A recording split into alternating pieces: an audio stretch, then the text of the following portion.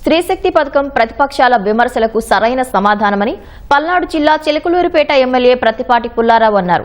చిలకలూరిపేట బస్టాండ్లో శుక్రవారం సాయంత్రం స్త్రీశక్తి ఉచిత బస్సు పథకాన్ని ఆయన ప్రారంభించారు.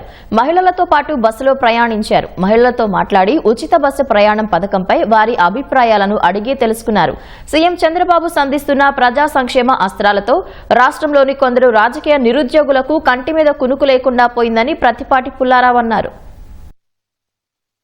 ఆంధ్రప్రదేశ్లో సూపర్ 6 ఏ విధంగా అమలు జరుగుతుంది, ఆర్థికంగా ఏ విధంగా వెసులుబాటు చంద్రబాబు నాయుడు గారు కల్పించారు ఈ పథకాలకి అనేటువంటిది దేశవ్యాప్తంగా ఉన్న అన్ని రాష్ట్రాల్లో ఉన్న పార్టీలు కూడా అధ్యయనం చేసేటువంటి స్థాయికి వచ్చింది. ఈరోజు జగన్మోహన్ రెడ్డి స్వార్థానికి ప్రయాణికుల సౌకర్యం లేకుండా చేసినటువంటి ఘనత కూడా గత ప్రభుత్వం అయితే ఇప్పుడు కొత్త బస్సులు కూడా తీసుకొచ్చి ప్రయాణికులు సౌకర్యవంతమైనటువంటి బస్సులు ఉండాలి, ఎక్కడికి వెళ్ళినా యాక్సిడెంట్ కాకుండా అన్ని రకాల కండిషన్ ఉండేటువంటి బస్సులు ఏర్పాటు చేయాలనేటువంటిది కూడా గౌరవ ముఖ్యమంత్రి గారి యొక్క ఆలోచన. ఆడబిడ్డలకి మా కోసమే ఈ ప్రభుత్వం ఉంది, ఇది మంచి ప్రభుత్వం అనేటువంటి పరిస్థితి చంద్రబాబు గారు తీసుకురావడం జరిగింది.